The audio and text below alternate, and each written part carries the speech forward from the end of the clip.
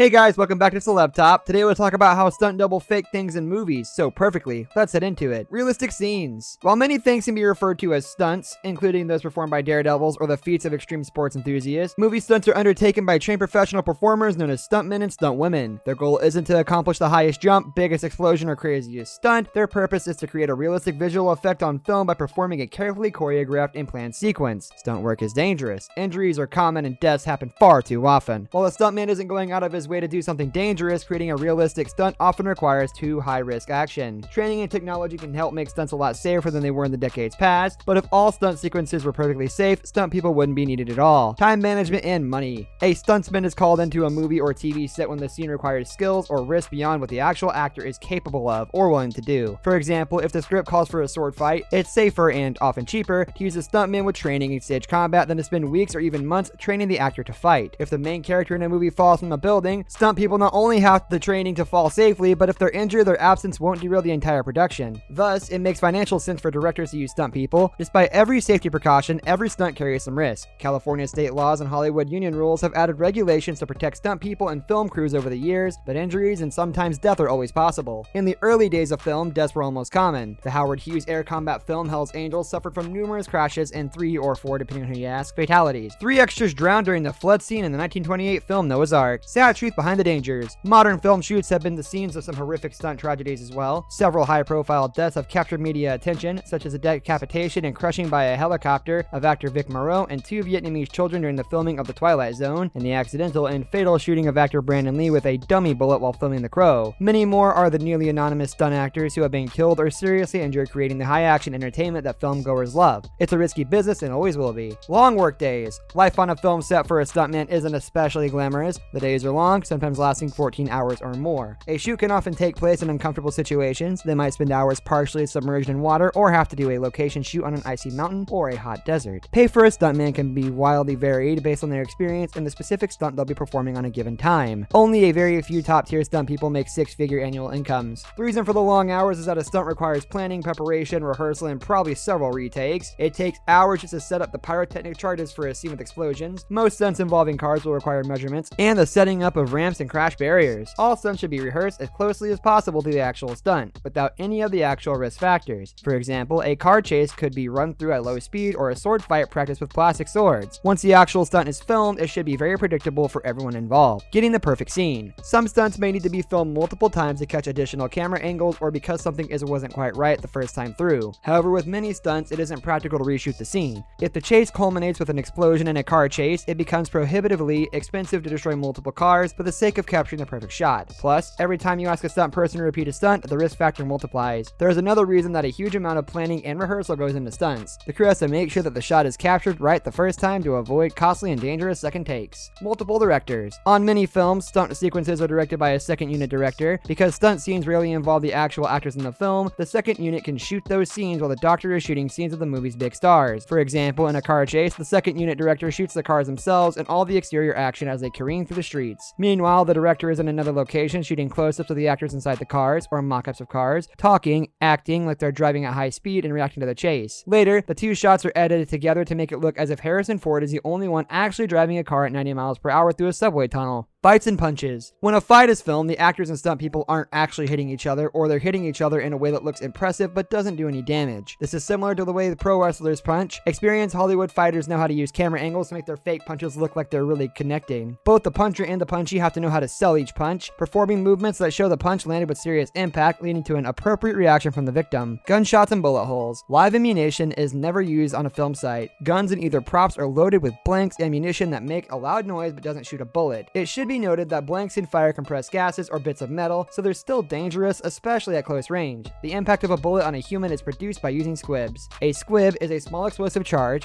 today a pneumatic charge is often used, taped to the victim's body in the appropriate place, with a small bag of theater blood on top of it. The whole rig is backed with a metal plate protecting the actor from the charge and protecting it outward. These changes are set off remotely, or by the actor himself, via a button hidden in his sleeve. Time to the firing of a gun in the scene. When the charges go off, it rips through clothing and spurts the fake blood in a convincing fast smile of a gunshot wound. Bullet hits the other surfaces can be faked by drilling the proper holes, covering them with painted putty or paper, then setting off charges to blow away the cover and reveal the hole. High falls. A fall from a great height was once the bread and butter of stunt people. Today, these stunts are often accomplished with editing and green screen or digital special effects. When a true high fall is done, stunt people rely on one basic idea: make sure the falling stuntman doesn't hit anything hard. For anything high, large airbags are the ideal choice. They're light and easy to transport, then inflated with air on location. An additional airbag is placed inside the first one for added protection. In the past, or for shorter falls, cardboard boxes with the corners cut off were used. Modern high falls often use a bungee cord device that allows a stunt person to fall almost to the ground before bouncing back up unharmed. This brings us to the end of our video. I hope you enjoyed it. Hit like if you did, and don't forget to subscribe to our channel so you don't miss out on any of our videos in the future. Also, watch the 2 videos that are on your screen because I'm sure you'll love them. With that, I'll see you in the next video.